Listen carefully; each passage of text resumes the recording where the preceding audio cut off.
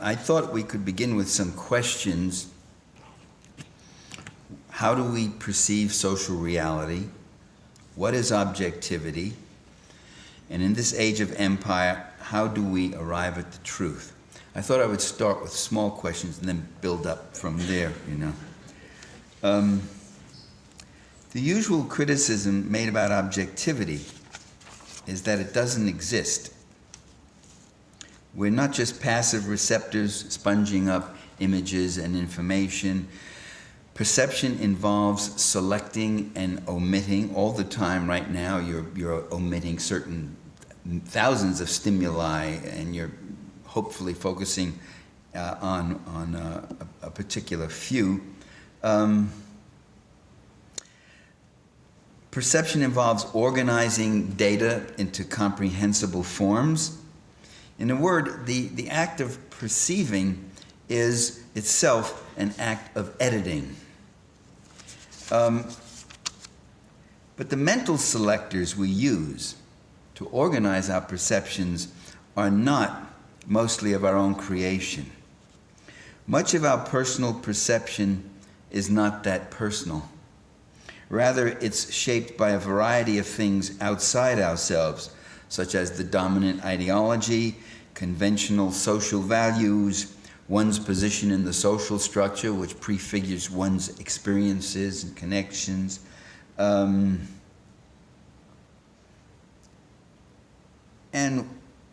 the available flow of information and disinformation, and the potential benefits and losses attached to the perception. It was Upton Sinclair who once said, "It's hard to get a man to understand something when his salary depends on his not understanding it." So there are a lot of different. So perception itself is related to interest, and interest, of course, is related to material forms of class power and social power and things like that. In his book, which he wrote 65 years ago or so, Carl Becker, a book called The Heavenly City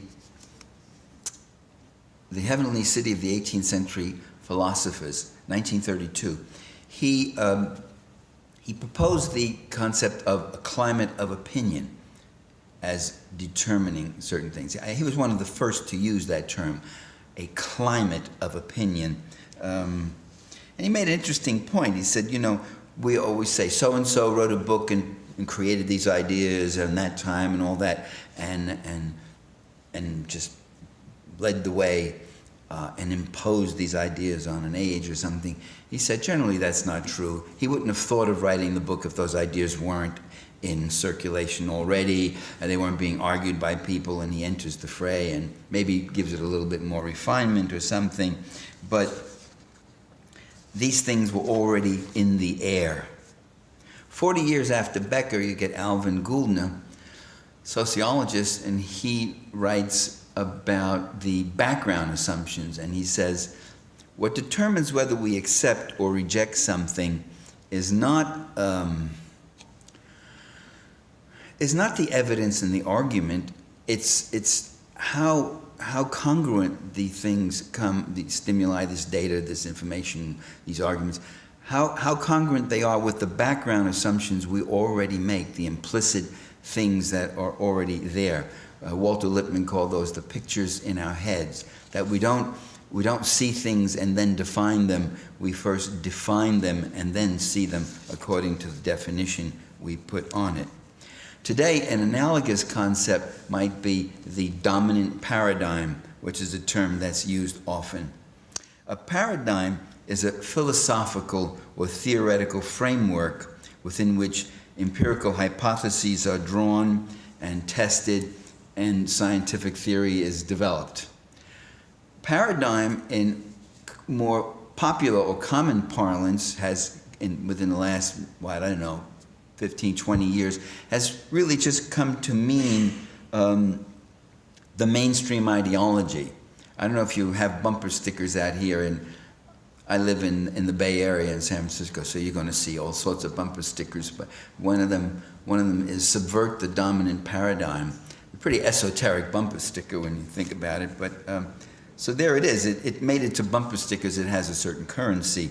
The dominant paradigm, like the climate of opinion, background assumptions, blah, blah, blah, the dominant paradigm is based on a unanimity of basic assumptions. And that unanimity of basic assumptions is often what passes for objectivity. Various people all agree on certain things, have the same ideological premises, then they all talk to each other and believe they're being very objective. And if that objectivity is really little more than this conformity of biases or dominant paradigms, then isn't one paradigm about as reliable or unreliable as another? Is all truth then nothing more than opinion and belief? And if not, what makes a dissident heterodox analysis better than an orthodox one? Well, that's not a rhetorical question. That question I'd like to answer.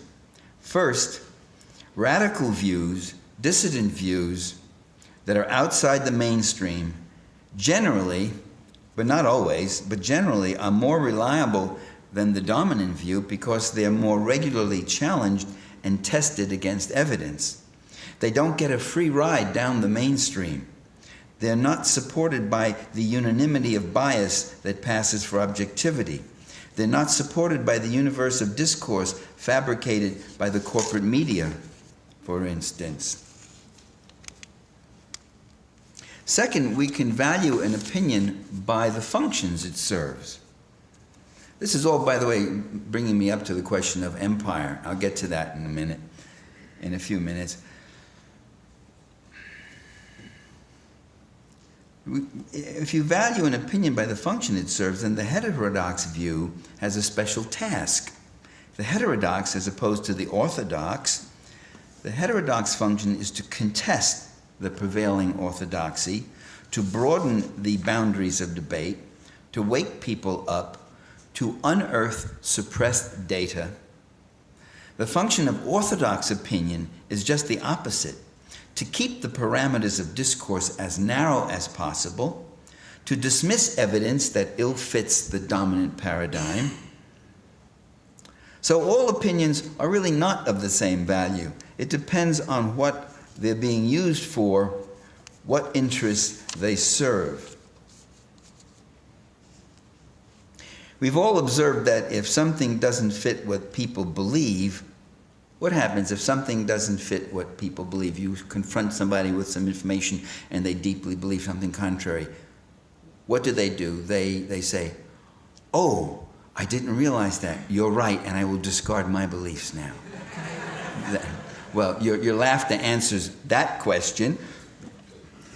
What they usually do is they marshal up their reserve defenses, they move to fallback positions, they qualify this or that and all that. They hang on tenaciously and they confront you right back. It's called visiting relatives, usually, is what it is. I remember I was teaching at Cornell University back in I don't remember now. I think it was the 1970s, yeah. Somewhere in there, late 70s. And I was there as a guest professor, and I was teaching a course on the media. And we were about halfway through the course, and some students in class complained, and they said, "We're getting only one viewpoint in this class." And I said, "Well, in fact, you've got this reading and that reading and this reading, and I don't really agree with various of these readings, and we have discussed other perspectives. But you know what? You're really right. That is, you're getting a very critical view of the major media, which is really at variance with what those of you who want to become working journalists really want to hear. And that's true." And then I said, "How many of you," it was a senior class, senior, junior, upper class course, I said, "How many of you have had other social science courses?" Social science is sociology, psychology, history, political science, and communications. All their hands went up. You've all had at least 3 or 4 courses? Yes, all the hands went up. I said, and how many of you in those classes got this point of view? Not a single hand went up. A measurement of the ideological diversity at Cornell University. And then I said, and how many of you complained in those classes that you were getting only one point of view and not a dissident or critical point of view? Again, no hands went up. So I said, so your complaint isn't really that you're getting only one point of view, but that for the first time you're getting another point of view and you find it irritating and you don't like it and it doesn't fit with your background assumptions and so forth and so on. People often don't think politically. They think religiously when addressing themselves to politics. I think it's with very good reason that we employ terms like dogma, sectarian, schism, orthodox, doctrinaire. When we're discussing political phenomena, it's an implicit recognition that really you're dealing with religion in a sense in terms of the fervor and the manner of belief and the manner of which information and ideas and arguments are embraced. It's a pretty rough thing. Let me give you an example. Let me tell you about the Soviet Union. Now this is a subject that's really outside the dominant paradigm. This is a forbidden subject. There are certain subjects you just don't try to ever utter a positive word about. Howard Zinn, not long ago, referred to the Soviet Union as a monstrosity. Noam Chomsky, a little while ago, referred to the Soviet Union as a monstrosity. They both used the same word, different times, a year apart. Here's what I thought of the Soviet Union. I thought that the Soviet Union had certain features that were worth emulating. It's not that I didn't, and people on my slice of the political spectrum on the left didn't make criticisms of the Soviet Union. I can show you passages where I've written about things that were wrong with that system and so forth and so on and all that. It's that I deigned to say something positive about it. I thought there were certain features that were worth keeping even after the Soviet Union had been overthrown, like universal health care, free education, affordable housing, and other components of the social wage, guaranteed right to a job. I thought those were pretty good things, and that all of that has been destroyed at great suffering. All the public capital has been stolen by private swindlers and oligarchs. So I advocated what social scientists call differential object appraisal. That is, when you look at something, don't just slap it with one label, but see that it might be multidimensional, and you can appraise different parts of it in different ways. I also worried that the demise of the USSR would leave the US unrestrained in wielding its power, bombing, invading, and destroying other countries at a greater rate and ferocity. And unfortunately, that has proven all too true. You know, the Soviets gave aid to national liberation struggles around the world, including Cuba and Nelson Mandela's African National Congress in South Africa, for which he voiced open acknowledgement and appreciation. The same Mandela whom the US and its CIA helped to throw into prison. The orthodox anti-Marxists and the orthodox anti-communists do not allow for differentiated object appraisal. I sling that label on them because they always refer to us as orthodox Marxists or something, when we're not being called Stalinists or some other nut term like that. And as I say, calling, just dismissing, needing, feeling compelled, 13 years after the Soviet Union has been destroyed, feeling compelled to still refer to it as a monstrosity. Is that an analysis? And what of the free market paradise that has replaced existing communism? Not a word from the left intellectuals who applauded the reactionary victories of the free market. Not a word from them about, of all these left leading intellectuals, What about the countries that now exist in Eastern Europe? What about Russia today? What do we say? Are they not full of praise for these countries, for their pro forma democratic elections? Are there many things they like about it? If so, why don't we hear about it? Are there things they don't like about it? That short of being a monstrosity, there are things that are unfortunate. If so, why don't we hear about it? But what is the great advance that's come? What part of the poverty and record suicides and prostitution and sex trafficking and unemployment and homelessness in these countries, what part of that represents an historical advance? Well, interesting, I was reading Richard Pipes. Now, Richard Pipes is a Harvard Sovietologist. Correction, he's a Harvard anti-Sovietologist. He was one of the people all during the Cold War that led the charge, courageously fighting against imaginary hordes of U.S. Marxists that were just all over the place, apparently, if you listen to these guys. Well, in 2005, this same Richard Pipes conducted an extensive survey in Eastern Europe and Russia, and what's the former Soviet Union.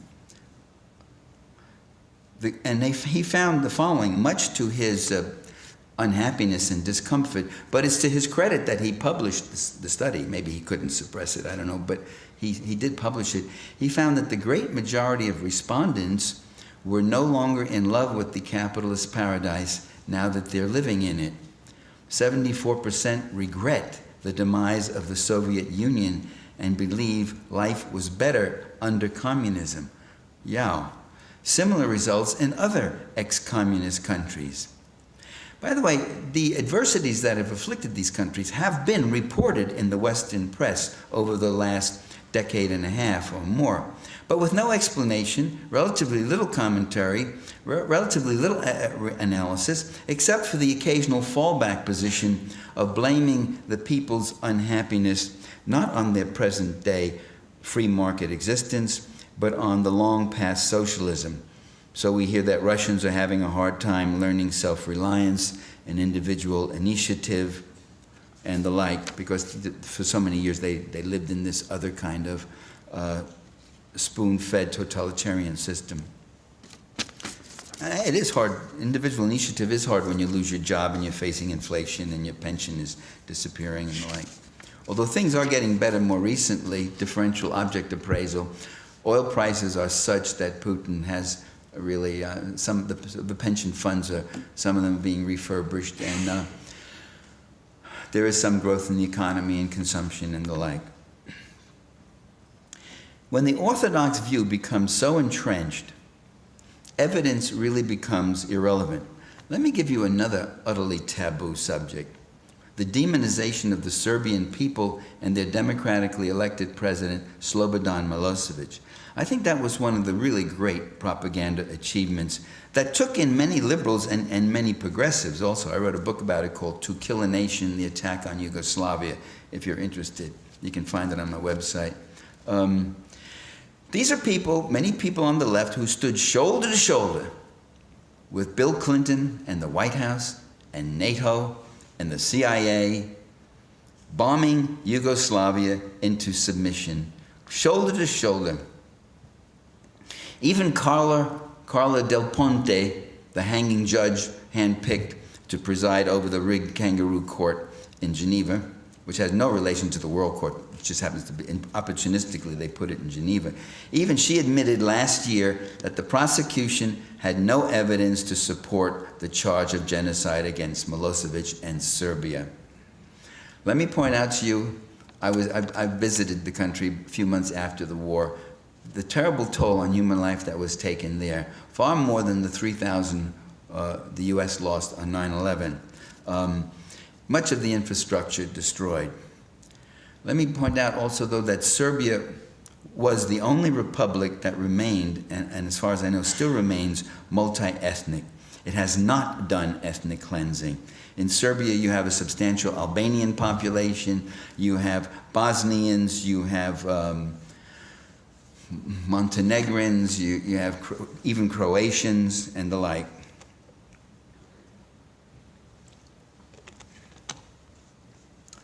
Ethnic cleansing has continued since 1999 in Kosovo, and not a word about it. When it's recognized, the term is never used. Of Jews, Roma, and Serbs being driven out of Kosovo by the right-wing KLA, Kosovo Liberation, Albanian Liberation thugs. Well, it doesn't matter to make those arguments, though. It doesn't matter to say we didn't find 10,000 bodies in Kosovo. We didn't find 8,000. We didn't find 100,000, 20,000. All those different figures that were slinged around. We found a couple of thousand people who were dead from causes not that well established. Usually, not necessarily violence, and from ethnic group undetermined and like. That kind of evidence becomes irrelevant when the image has been pounded home so that one gets a knot in one's stomach just to hear such contrary and such iconoclastic ideas and feels discomforted at even having to entertain them. So this brings us back to this whole question, well, what is truth then? What do we believe? What are we not going to believe? It's not easy to answer. You can sort of back into that question. You can back into it by saying that we know truth exists because we know liars exist. We may not always know when our rulers are lying to us, but after a while we can catch on to certain things. And we know some examples already. Weapons of mass destruction, Al-Qaeda links, etc., and that sort of thing. And you know what the saying is, you can't fool all the people all the time. But if you do it once, by the way, it's good for 4 years, as you know. One way of maintaining the dominant paradigm is by the slighting of content. That is, there just isn't any content, there just isn't enough information. And I often find that a radical dissonant analysis consists of just gathering information that's being suppressed and being ignored. And this happens time and again. It reminds me of what C. Wright Mills said a long time ago, that in the face of such a vapidity, is there such a word as vapidity? Vaporousness? Vapidity? Whatever, we made up a new word. In the face of such vapidity, in the face of such informational poverty, sometimes a few simple facts are a radical act, the marshalling of some simple facts. And by the way, there isn't such a scarcity of information. I mean, there's enormous amounts of information. The news never stops. You can go on TV, radio, and all. You can get 24 hours. You can get 24 hours a day. It's the vapid quality. It's the lack of viable analysis. It's the failure to link the immediate things you're talking about to larger sets of social relations. It's the absence of any kind of systemic overview. It's the total ahistorical quality of that information where you can talk about Saddam Hussein for 4 years and all his evils and all this and never once mention that he was set up and put in there by the CIA. His first gig was an assassination against the democratically elected prime minister of Iraq. He botched it. He just wounded him. And they ushered him out and hid him in a safe house in Syria or Saudi Arabia, I forget. And that Saddam Hussein was CIA. He was Washington's poster boy in his worst, most murderous years. Washington loved him. They sigged him on Iran to go fight a war. And when he got into power, he killed every communist, every progressive, every Democrat, every constitutionalist he could get his hands on. He even wiped out the whole left wing of his own Ba'athist party. This is never mentioned about Saddam Hussein. Never mentioned that he was once the White House and Washington's best boy in the Middle East. Never mentioned. All they talk about is he's a dictator and we're going to suddenly go in and get him. Yeah, it's just a suppression of information. But they give you so much information. It's sort of so many calories and so lacking in nutrients. You know, that's the way I feel when I watch the news. It's like I've just been eating some 5 slices of Wonder Bread or something. You know, like that sort of. My dad had an Italian bakery, and our big joke about Wonder Bread, which was one of our competitors, was they call it Wonder Bread because you wonder, after you eat it, you wonder if it's bread, you know. Having said all this, we should not conclude that people are always recalcitrant and unreceptive as communicatees when things are sent to them. When communication fits into their presumed field of background assumptions, they swallow the message without chewing it over. I mean, it's amazing what you really see. I keep observing it. People will hear an opinion on the air, or they'll read something, and then they will incorporate it, unedited, unexamined, as their own. They just internalize it and they repeat it. Even though it's of limited information and prepackaged, and if you question them a little closely, they may not be able to carry it too far. I call this the parrot syndrome. People will just hear something on the air and then just repeat it as if it's their own opinion. And this is very noticeable, by the way, in the area of foreign policy, which I'll get to. It's very noticeable in the area of U.S. foreign policy and where Americans are at. The absence of political economic content, the absence of a historical perspective is never more evident than in the discussion about empire. Now that's a rather fascinating word, empire, you know. When I was, let me tell you about a book I wrote. I wrote a book called The Assassination of Julius Caesar, published in 2003. I discovered an interesting thing, that most of the historic literature on empire is rather favorable.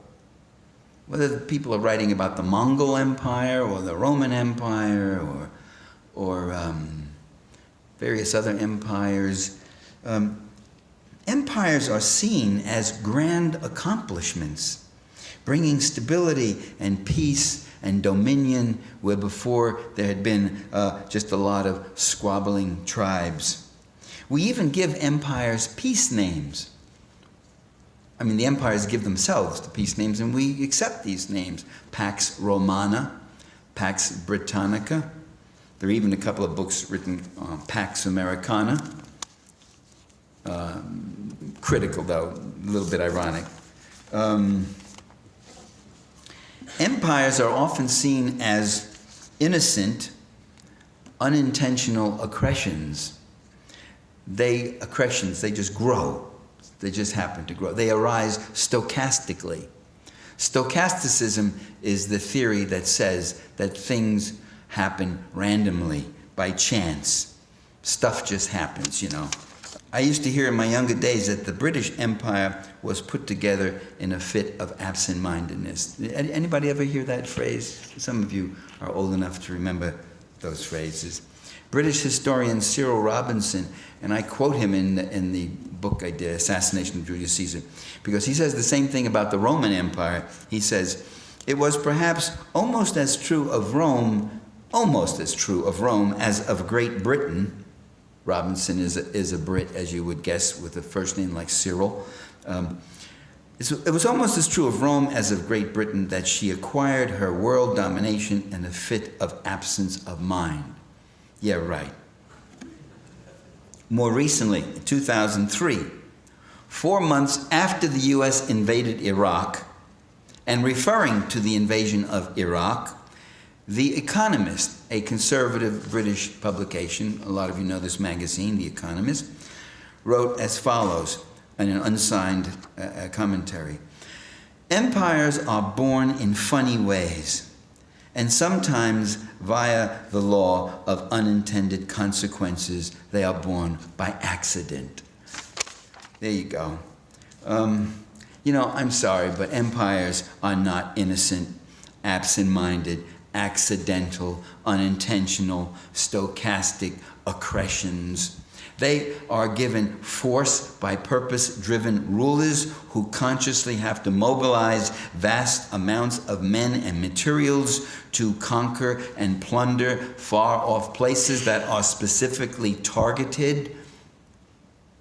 The British just didn't happen to find themselves in India. They were pursuing dominion and conquest. Another thing you often don't read about, which really should get a little more emphasis, is that empires kill people. It's amazing how many people have been slaughtered and killed and murdered in Asia, Africa, Latin America because of the conquistadors of one kind or another. It's a sort of slid over, you know. So that tribe was wiped out, and then so they had to bring African slaves in to do the work, and they just sort of dance along on the blood of whole peoples. Empires also impoverish people. Now that's a datum that is really never looked at. Maybe for these reasons, the term empire was never applied to the United States. In fact, when I wrote my book, I wrote a book in 1995, it's almost 12 years ago, called Against Empire. When it first came out, some people said, oh, Parenti, isn't that a bit much against empire? I mean, the U.S. foreign policy, you can criticize it. What are you calling it an empire for? I said, well, you know, it is. Really, it does what empires do. No, U.S. doesn't pursue empire. It propagates democracy. It fights humanitarian wars and all that, you know. But a few years later, 5 years later, by about 2000, the books all started coming out. Everyone started writing and talking about empire and writing books with the title of empire and meaning the U.S. empire. Sorrows of Empire, Follies of Empire, Twilight of Empire, Empire at the Crossroads, Empire Gonna Get Your Mama. You know, I made that last one up. It wasn't really. Even conservatives started to use the word. In the pundit talk shows, they would get up and say, we're an empire, we better realize it and act like an empire and take on the responsibilities of an empire. We've got this kind of global power and we now have a responsibility to use it. A very interesting idea that this power gives you entitlement to use it on other people. It's a very interesting moral ethic, isn't it? Well, how is it, I asked myself, how is it everybody's using this word empire? Because most of these people are not radicals really and such. And then I began to, and use empire, I mean using empire to mean the United States foreign policy. How does that happen? It can't be that I led the way. They didn't all say, oh, Parenti's doing it, he's a trailblazer, let's follow in his footpath. I don't think that was it. Although in my weaker moments I like to, but no. And I realized that why they're doing it and how they do it. I realized that the word has been divested of its full meaning. Empire seems to mean simply dominion and power. What's missing from the public discourse is the process, and again, the political, economic content. Remember I said empires impoverish people. For while we hear a lot about empire, we don't hear about what it is that empires do. There's another word that's missing all the time, almost, it seems. The other word is imperialism. That's what empires do. Empires do imperialism. That's the process, an essence of empire. And imperialism is not only the process, it is the political, economic content. And imperialism is when the dominant interest in one country, the dominant interest, not the American people, but the dominant interest in one country go out and they expropriate the land, the labor, the natural resources, the markets, and the capital of another country. sometimes in collusion with some of the dominant interests in that country too. So the unit of analysis is not necessarily the nation, it's the class interest in the respective countries. Empire involves plunder, tribute, as I said, natural resources, markets. It involves expropriating the land, the crops, the cheap labor, or the slave labor, as in ancient Rome. Empires are enormously profitable, mostly for the ruling class of the imperial country, whether it's the East India Company or the Bank of England in an earlier time, or some Roman proconsuls, or today's corporate America. Empires are enormously profitable. Empires are also enormously costly for the common populace, especially, of course, of the targeted nation, the conquered nation, but also the common people of the imperial country also pay a price.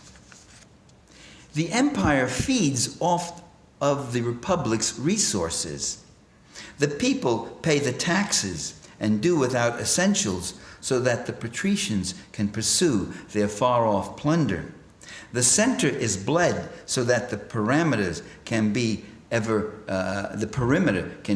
expanded and expanded and expanded. And if you want to know how the bleeding goes, just look around. I mean, I travel all over this country. I pick up the local papers. It almost seems like the same story again. City council facing budget crisis, state assembly voting cuts on services, blah, blah, blah, blah, blah. We got to do that. We got to close those public libraries. We got to, you saw our peerless leader just this past week vetoing any extension of medical insurance for low-income children. We got to do that sort of thing. We got to cut library hours and close public hospitals, as I said,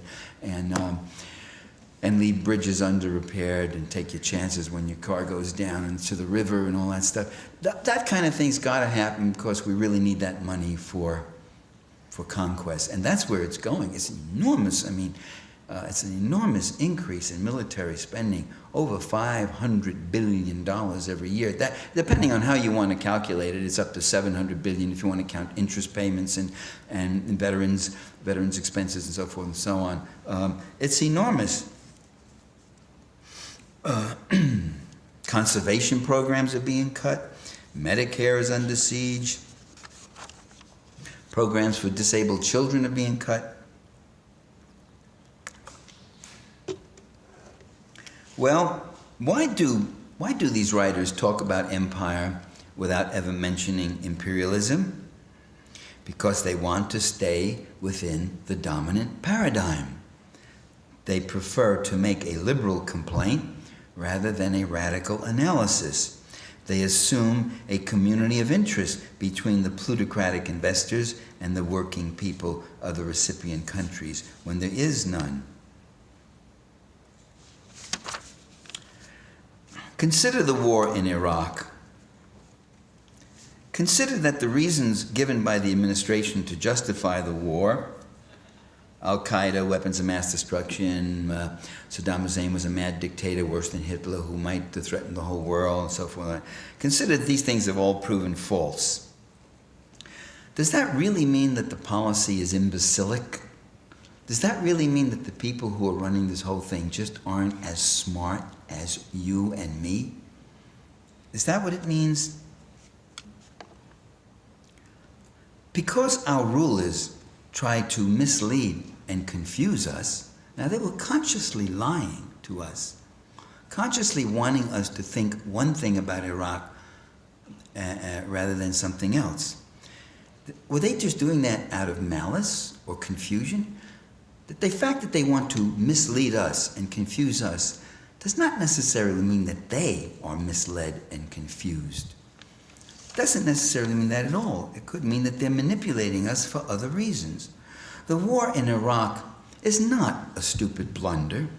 It's true it's had unintended consequences. They were hoping they were going to walk in, take it over, strip the economy, do the things they had to do, wipe out the Ba'athist officer class, put in their own stooges, set up a little dummy parliamentary thing, and then take the oil and use Iraq as a base. I mean, look at Iraq where it is. What do you got around it?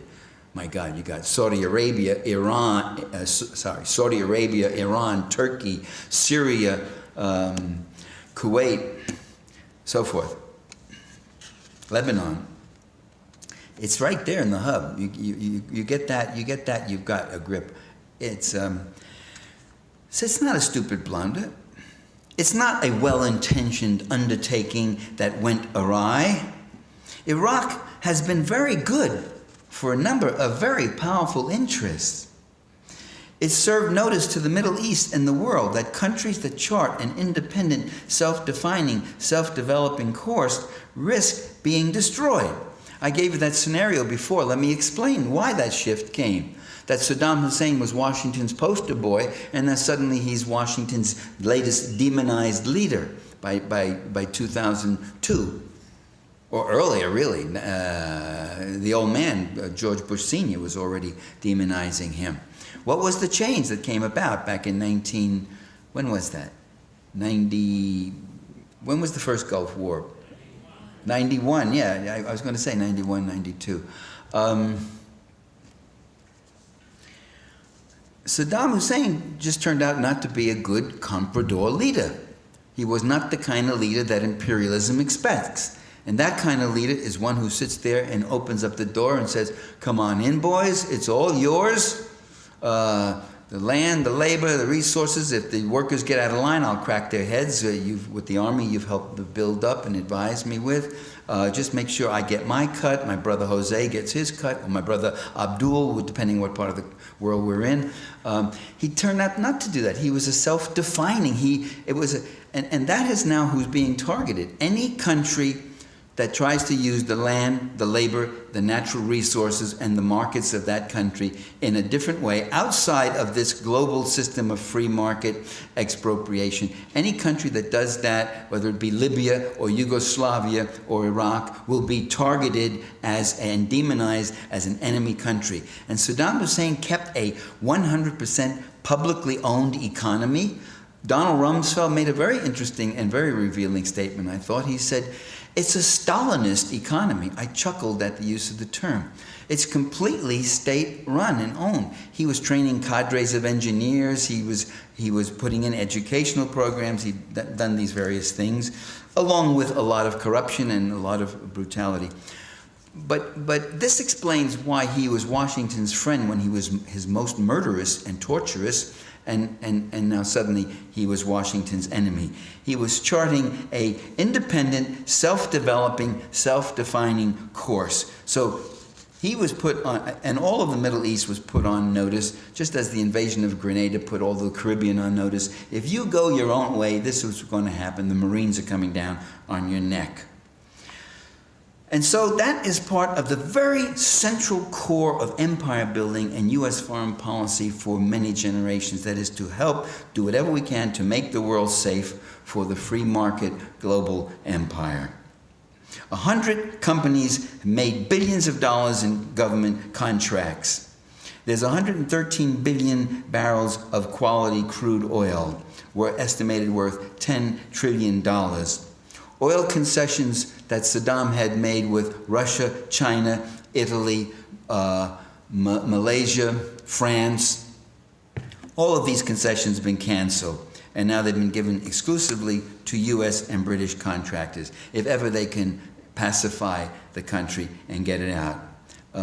Iraq was a great excuse, the Iraq War, for the U.S. war makers to increase the U.S. defense budget in 1 year by some 30, or in 2 years, by some 30 to 40%, depending on how you want to calculate defense spending. Iraq had switched from dollars to euros as its resource currency. Now, oil-producing countries getting off the dollar and going to euros, that is a very real threat to dollar investors and to the dollar. Not anymore. Iraq is back on the dollar, as you might expect. Iraq and Saddam Hussein supported Palestinian liberation and was highly critical of Israel's attacks on Palestine. there's no more support for Palestinian liberation coming from Iraq. Iraq had an entirely state-owned economy. I already talked about that. It's been totally smashed, and the pieces have been privatized and the rest has been smashed. Iraq was prosperous and of some influence in the Middle East. It was a bad example. Here's a self-defining, self-developing way to go. Other countries might want to copy that. Iraq had the highest standard of living in the Middle East, which may not be saying too much, but it was something. That has to be done away with. So this is not U.S. ignorance or confusion at work. This isn't good intentions gone astray. This was deliberate, conscious reactionism and imperialism. Bush and Cheney knew what they wanted to do, and they did it. As I say, they did miscalculate. They didn't expect it to be this politically costly and this costly in blood. They don't care about the blood. They don't worry about the deaths of these foot soldiers. What the hell do they care about? They were cutting veterans' benefits. He was cutting veterans' benefits. I've got a whole chunk on that, a book I wrote called Super Patriotism, how the Bush administration was cutting the veterans' benefits, charging them something like $30 a day for meals in the hospitals, and doing these crazy things. And Congress went ballistic when they caught wind of this, and so they dropped some of these things. But these are just, these are your sons, and it's theirs. It's not the sons of their class. These are the guys off the street corners, the high school kids they recruit. The empire has never really worried about the blood of its foot soldiers. It worries when that becomes an issue among the populace, because one of the people they've got to fool are the American people themselves. And they do that two ways. One, by playing on their pride. This is a messianic nation. We are an inspiration to people all over the world. We have to teach them democracy and humanitarian respect, blah, blah, and all that mythology. And two, even far more effective, by playing on their fear. That the terrorists are here, the terrorists are there. The terrorists are a godsend. 9/11 was a godsend. So much so that many people suspect it wasn't God who sent it. This brings us to another question about perception and deception. Do those who put forth the lies of empire, do they believe what they tell us? And the answer there, you don't have to agonize over that too much. The answer is sometimes yes, sometimes no. That an opinion so well serves one's self-interest doesn't necessarily mean it is hypocritically embraced. The more it serves one's self-interest, the more it is all the more sincerely held. It seems very persuasive by the very fact that it's so serviceable. It's so nice. Why would I discard this opinion? Why would I reject it as an irritant? So they do believe in the dominant paradigm. It defines their world for them.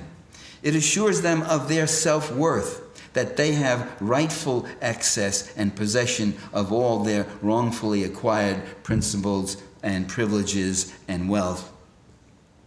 They believe, along with one of their progenitors, Alexander Hamilton, that the country should be run by the rich and the well-born. They completely believe they are deserving of their station in life. Absolutely.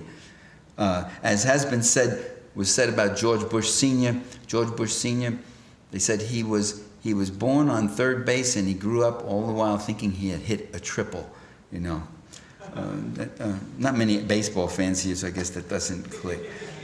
They believe that America should lead the world and that they should lead America.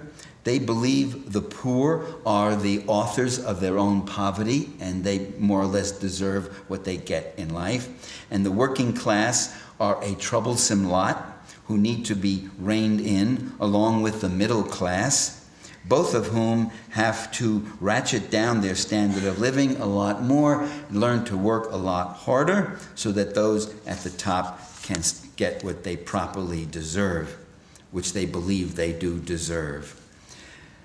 Now, do they believe the propaganda they put out in support of specific policies? Well, obviously, sometimes they deliberately fabricate. It's so obvious. You know it when you catch them in inconsistencies, when you invite Alberto Gonzalez to a hearing and you discover he's suffering a severe case of Alzheimer or amnesia or something.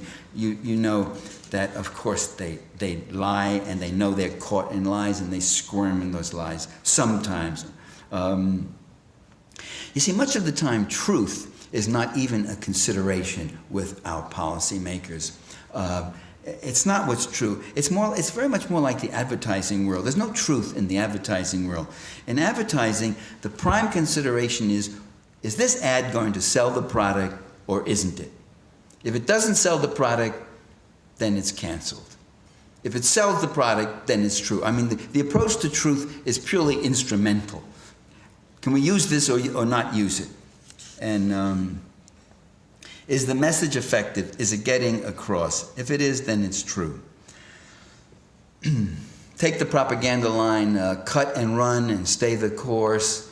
Bush stopped using stay the course because they started doing these panel analyses and surveys, and they found that people were beginning to develop a negative reaction to his phrase, stay the course, because it sounded too open-ended. In other words, it said, stay in Iraq forever, and they really didn't like it. He stopped using it.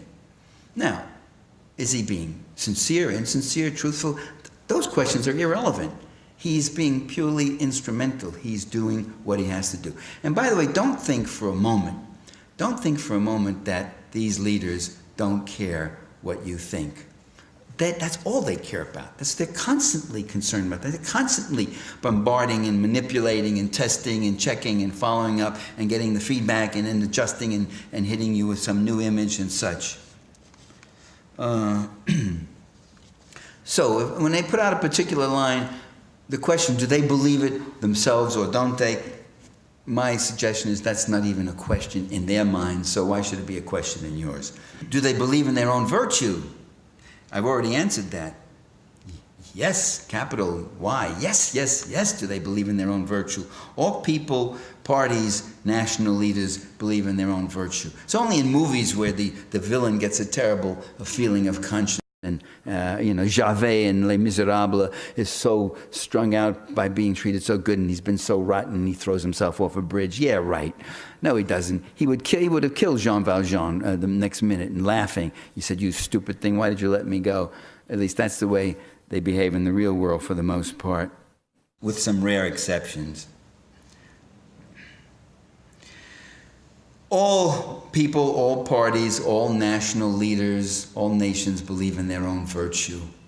But even more so, more than anything else in the world, more than all of these things I've been talking about, they believe with the utmost ferocity, with the utmost dedication, they believe in protecting and advancing their own interests, and they will kill to make sure those interests are advanced. Well, I'm going to sort of wind it up right here. Let me just end. You got to end on some kind of positive note. Now that I've sufficiently depressed you all, let me say, I think there is room for hope. There sometimes are limits to how well officialdom and the corporate press can finesse reality. During World War II, the German public, for instance, talk about propaganda machines, the Nazi regime in World War II. I had an acquaintance back at Brown University in an earlier lifetime. I remember I met him. He had been a school kid in Germany during the war. I said, did you believe all that stuff? I mean, did you, He said, well, about the war, we knew something was going wrong. I said, how would you know? That's the last thing. I mean, that's the first thing governments lie about is the war. He said, well, they kept talking about our victorious German armies, and we'd have a map up in the class, but we kept noticing we kept winning victories further and further, closer and closer to Germany, and then finally we were winning victories in Germany, and then finally we realized we're losing this war. How could we keep winning all these victories, and yet our forces were retreating? So there was a reality there. There's a limits. The limits, reality does present certain limits to propaganda sometimes. Something of the same reality principle applies to Vietnam and Iraq, when our leaders keep saying, oh, it's getting a lot better and it's going well and all that, and the bodies keep piling up, of Iraqis especially, hundreds and thousands of them. However, in Vietnam and Iraq, I noticed the same similarity in the way the debate goes, how the dominant paradigm rules out a certain position, that the debate is completely between those who say we can win the war and those who say we can't win the war. You see, if your call for withdrawal is on the grounds that we can't win the war, then the implication is that, well, gee, if we could win the war, then I'd be with you guys too. There's another position that's not ever taken in, and this was true with Vietnam, the exact same arguments, and that position was whether we win or don't win, whatever win is supposed to mean, this is not a war we should be fighting. It does not serve the interests of the American people, nor the interests of the Vietnamese or the Iraqi peoples. That position, that what was happening is that this war is an imperialist crime, that position does not get exposure on the mainstream media. It is outside the dominant paradigm. We should also keep in mind, and this is another slim, hopeful thing, is that indoctrination and propagandizing do not operate with perfect effect.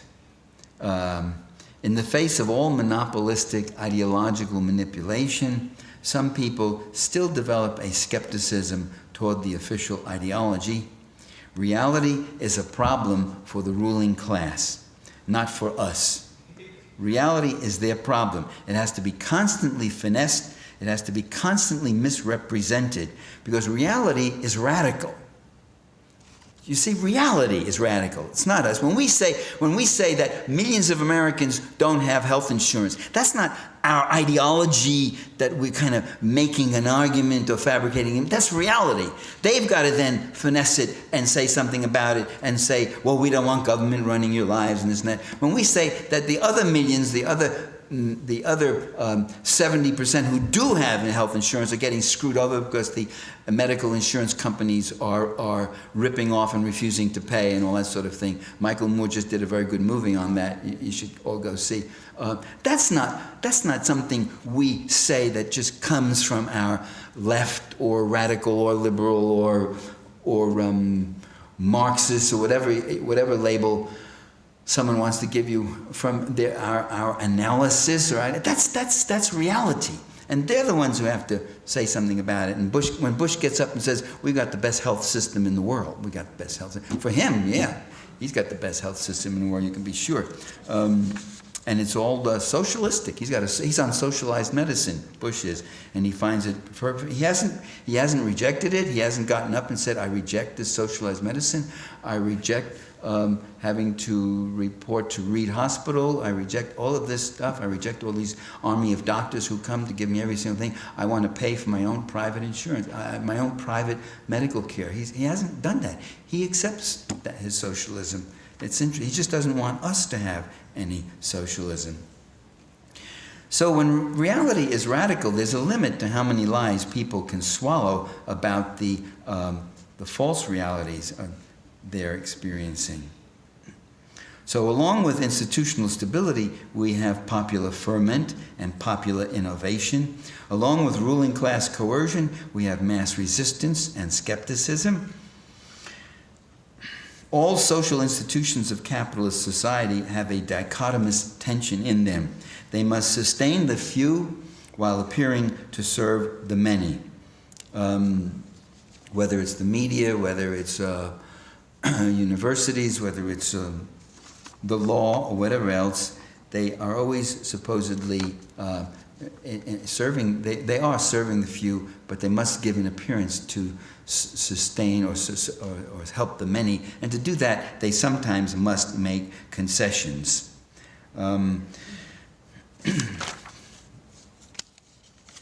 Years ago, the American philosopher William James said that custom and culture can operate as a sedative, while novelty and dissidence are rejected as an irritant.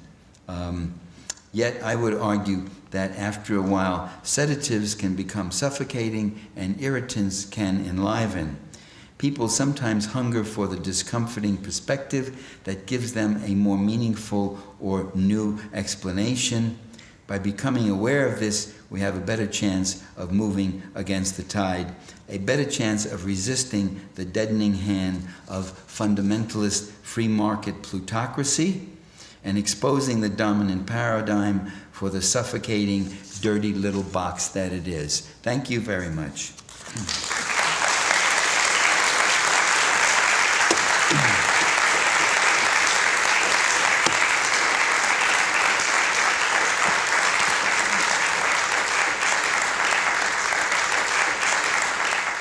Well, I'd like to, if I can, ask about your, I definitely agree with your point that the invasion of Iraq was imperialist, and the shift in how the U.S. saw Saddam Hussein had to do with how he was no longer serving the purposes of empire. But it really seemed like you were trying to put as positive a spin on him as you possibly could, and I thought that was a way that just seemed like sort of instrumental rather than factual interpretation of the truth, because he's always been behaving in the same sort of imperialist logic as the United States. He's been confined to his borders since after he invaded Kuwait and was pushed back into them, but still doing the same stuff using different strategies. Why don't you try to highlight the fact that the U.S. is not the only sort of imperialist logic in the world right now? I don't think I put a positive spin on him. I said he was a murderer and a torturer, and he had done some terrible things. Yeah, horrible things, and he was corrupt. What more do you want me to say? I'm not quite know. But I think you should differential object appraisal. You should also acknowledge that he has put in these programs, and that's what they didn't like about him. But didn't he do those because it served his power? For his power. But if I send your kid to school to serve my power, your kid's still going to school, and this was, and if I take the oil earnings and use it for some of the oil earnings to build that school, the guys over there aren't going to like that. I wasn't saying that he was slipping into becoming a social democrat in his old age or anything like that. Not at all. I'm sorry, if I didn't emphasize the negativity enough. Saddam Hussein was not my hero, and I would want to see changes happen in Iraq. You see, there were changes in Iraq. This is the irony. This is part of the ahistorical thing. In 1958, the Iraqi people had this remarkable democratic revolution. They kicked out the rulers, and they took over the oil. They kicked out British Petroleum and the American companies, and they nationalized the oil industry, and they're doing all this stuff. All of that democratic, it's such a bitter hypocrisy to say we're going in there to teach the Iraqis self-rule. This is a 5,000-year civilization, but to teach them democracy, when you make no mention, it's down the memory hole, it's just gone. There isn't one person in the mainstream media who talks about the fact that the U.S. undid and destroyed that democratic revolution of 1958. It's like today with all the stuff on Burma. Oh, the monks and these brutal generals and all that. Not a word ever comes out. Who put those generals in 1960 when Burma was moving toward a populist democratic kind of government? And who killed about 3,000 people and smashed them with death squads and everything else?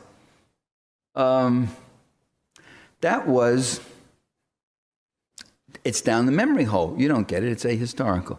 The people who are standing, let's make that the last number of people, okay?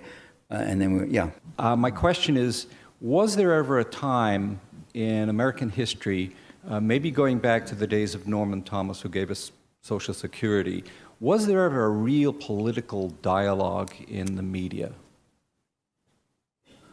In the mainstream media? In the mainstream, because we had radio and, of course, newspapers.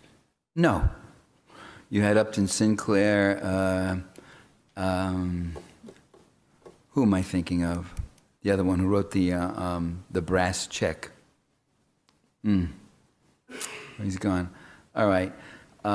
No, you had books being written then exposing how the media was such they didn't call it the media, they called it newspapers, because that's all we had were newspapers. So for about 160, 70 years, it was newspapers. Radio came in, and at first, radio was a very marginal medium, not taken too seriously, and little stations, not that many people owned radios back in 1920, so there wasn't much to it. And so most of the programs and stations were owned by churches, community groups, even labor unions that actually owned a couple of radio stations. There's one of the failures of propaganda. 80 years of labor study in America, and these guys, by now they should have a network of their own. They just don't know what to do with the media.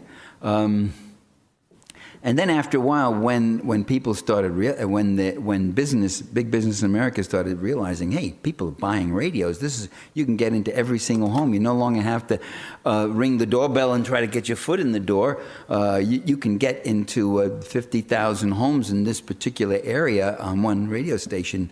Boom, they came and they bought everything up. So there's never been a time when there's really been a democratic, pluralistic mainstream media. There are a democratic alternative for all their faults. There are some community radio stations and public access TV and such.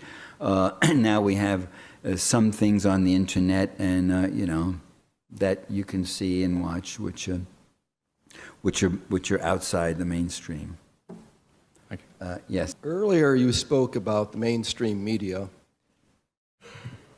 I noted a couple of years after the war got underway, the war in Iraq, I think the New York Times, and I believe it was the Washington Post, basically apologized for the fact that they had seemed to get the war wrong.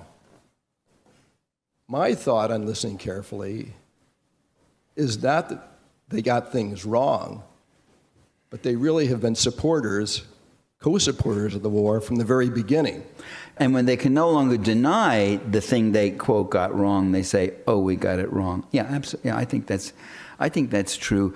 I don't think you should say that, oh, the media dropped the ball on this one, or, oh, gee, they got it wrong. Boy, did they get it wrong. They're paid very well to get it wrong. I mean, they're paid very well to talk around the thing, and not ever get that thing, get it right. Okay, yeah. Just this morning, I was talking to someone from out in your area, Berkeley, the War Resisters League, and mentioned to her that this coming Saturday night here in Binghamton, we're having a teach-in on impeachment. And she said, that's really a good idea. Maybe we should get something moving out here. I'm just wondering, on the West Coast, is there any sort of movement? In fact, we have Elizabeth de la Vega as one of the speakers coming in, along with John Nichols from The Nation, at this activity on Saturday night over at the Forum Theater. If I can squeeze in a second one real quick. Last week I was in Slovenia. Is this really a disguised infomercial here? Yes, it is. But I really do respect your view on that. No, go ahead. Yeah. The second one, quite different, second comment was in Slovenia just last week. I talked to a number of people and it just sort of rang a bell with what you're saying about, your experience in your books, et cetera, on that area. That here we are in 2007, and the people are saying, we don't know what we're going to do. We just, there's 7% of the population that seems to have been able to gain control here, and it's just a little clique, and we were educated. This one woman I spoke to speaks 6 languages, and she's worried that she's going to have any retirement at all. So there are two things, but your comment first, if you don't mind, on the possibility of a movement, a grassroots movement in this late stage on impeachment, and the second one, maybe Slovenia. Do you have any background or any information you can give us on Slovenia? I don't think in terms of ruling cliques. When you say a clique, it sounds like it's just a bunch of cronies who are running things. They generally have a very powerful, even if it's implicit, even if it's something they just hint at to each other at the Bohemian Club or at the Knickerbocker Club in New York or at the Council of Foreign Relations or wherever they have Trilateral Commission. They confabulate all the time, and they know what their interests are. And their only discussion is how do we best secure and advance those interests? And they could have differences on that. I mean, you see a crisis right now in the ruling class, very much so. There's a good movie out, documentary called No Exit in Sight. Is that it? Is that the name of it? Yeah. It's very good. What? No End in Sight, that's right. It's very good because it's a movie about the differences in the ruling class. I mean, both sides are one are the smart imperialists, and the other are the dumb Bush imperialists. And the smart imperialists saying things like, what did he destroy this for? What did he destroy? Why did he strip the whole Ba'athist officer corps? And half of those guys went and got into the Sunni insurgency. They would have served him. We could have done it this way. In other words, and you find yourself supporting the good imperialists, meaning the more efficient ones who would kill a few less people in doing what they're doing. You know, who in effect, they don't actually come out and say, but in effect they're saying, we could have killed a few less people. We could have gotten away with killing and gotten a better return per pint of blood. We could have gotten a lot better. And but you do see, and there were some of them were pretty big policy-making people. I mean, there were people, you know, there were generals and there are others in the plutocracy. Not that many though, but they're moving away. So they do have fights over how to do it, but they know, and it's not the rich. John Edwards was right. He said, this is not a battle between the rich and the poor. This is a battle between the super rich and the rest of us. It really is that fraction of 1% that owns the lion's share of everything, and those are the guys who are going for broke, and they want to control it. As far as impeachment, I think it's a good political way of delegitimating the Bush administration. It's only a symbolic thing. That's all it could possibly be. Because even if we succeed in impeaching him, which would be a very close vote in the House, what does that mean? Impeachment is nothing. All that means is then he would have to stand trial in the Senate. Bill Clinton was impeached for lying about doing something that wasn't a crime,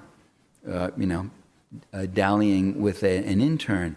But he lied about it under oath, and so he was impeached for that reason, and then he stood trial in the U.S. Senate. Most Americans think impeachment means removal of the person from office, and impeachment is an indictment. That's all it is. If you want to knock yourself out on getting this indictment, which will then never go anywhere because the Senate is not going. You need 2/3 of the vote in the Senate to remove him from office, and you wouldn't get that. But I would think, I sort of agree with John Conyers that I would think that that time and energy might be better used for really pushing the issues and making and deepening the analysis. Okay, the last speaker. Are there two people standing there or one? You two. Well, let's hear from. Okay, you'll be next, so you can break the male monopoly after Jim. Jim Petrus, is that you? Yes, that's Well, this me. is Professor Petrus, who at Professor Emeritus here at SUNY Binghamton, really the premier analyst of world affairs in America. Jim Petrus puts all the rest of us in a humble position. He's terrific. And I know he's going to take issue with some things I said. No, Michael, it was a brilliant lecture, and it gives hope to everyone over 39 that there's a future in intellectual efforts. But I want to just mention one thing, Michael, supplementing or complementing your presentation. That is the powerful voice and influence of the Zionist power structure in America. It wasn't just Bush and Rumsfeld and Cheney. We had people in the second and third position, Wolfowitz. We had Feith, number 2 and 3. We had the Special Study Committee that was headed by Chomsky. We had Irving Leibowitz, alias Scooter Libby, as the top advisor in the Vice President's office. We have Wormser, who calls for the bombing of Iran and is a top-rated Zionist in the administration. I could run the list down and down. We had Richard Pearl. And I thought Jews were Democrats. They're all in this Republican administration. Well, Go ahead. Democrats are Republic. Their first loyalty was to Israel. Right. And I just want to raise that issue as a point of discussion in determining the role that U.S. imperialism takes in particular regions where there are very powerful domestic interests involved. And I think that needs to be taken account, especially since the prime driving force for the war in Iran is the Zionist power configuration. They are the leading cutting edge, and I read all their publications, and I get their newsletters from the presidents of the major Jewish organizations in America.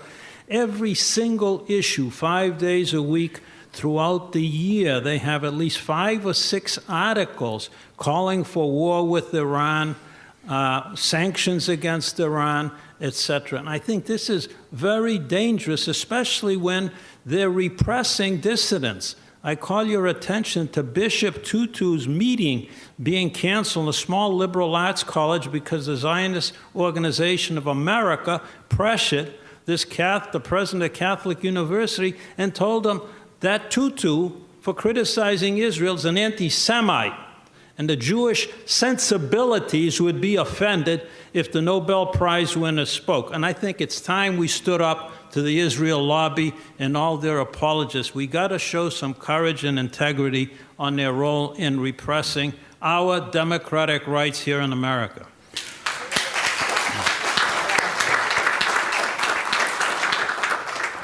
It should be pointed out, to supplement what you said, Jim, that any number of the critics of Israel's policy toward Palestine and policy in the Middle East are themselves Jewish American. So the Jewish community in America does not speak with one voice, and these high-powered lobbyists do not represent all of the, 6 million Jewish Americans. And that when you criticize Israel, you're not being anti-Semitic. We run into that crap right here. When you criticize Bush and the U.S. policy, we're being anti-American, we're told. So you criticize Berlusconi when he was prime minister of Italy. Does that mean you're anti-Italian? Should I, as an Italian-American who has a secret nationalism for the old country, should I really see you as a bigot in that sense? No, you criticize. If we criticize China's policy, does that mean we are hateful of Asians and Chinese in particular? We got to criticize everybody we can and point out the extent to which their the influences.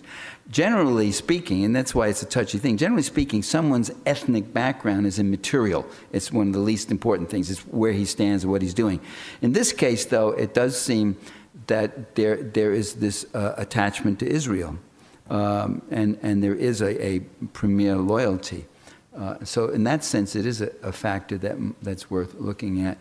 But as I say, you also have many critics of Israeli policy who are, where I live, in fact, I'm thinking of Barbara Lubin, Jeffrey Blankford, and where I live in the Bay Area, Dennis Bernstein. They're the most vehement opponents and critics of Israel are Jewish themselves. So let's put that to rest. Let's put that issue to rest about it. And thank you for your comments, Jim. Yeah. I was really struck by the last comment you made, that institutions in a capitalist society must sustain the few while appearing to serve the many. As a pastor, a clergywoman who is very frustrated by the betrayal of silence of the mainstream churches about the condition of America today and the wars, I feel like maybe the church is one of those institutions. Could you comment on your thoughts about that? Absolutely. Yeah. How about almost 2,000 years of the Roman Church and its collaboration with the big landowners and such? By the 5th century A.D., the Roman Church was the largest slaveholder in Europe, because it was the largest landholder too. A collusion. How about the Protestant clergy for 200 years sending out vehement, vigorous apologies for slavery in America. And the Southern clergy vehemently pushing slavery, the Northern clergy tepidly making apologies for slavery. But just about all of them, the abolitionists weren't men of the cloth. Yeah, no, the churches have a huge, horrible record of going with the dominant interests all the time. But then again, of course, you get people like Martin Luther King and Father Roy Bourgeois, Father Aristide, and all the liberation theology people, the social gospel people at the turn of the century in America in 1910, 1920. So you have a range of opinions there, but generally, yes, giving the impression of serving people, giving them grace, giving them comfort, giving them hope, love, Jesus loves you, and all that sort of thing, while also being linked to very entrenched interests. Yes. Well, thank you very much for coming out.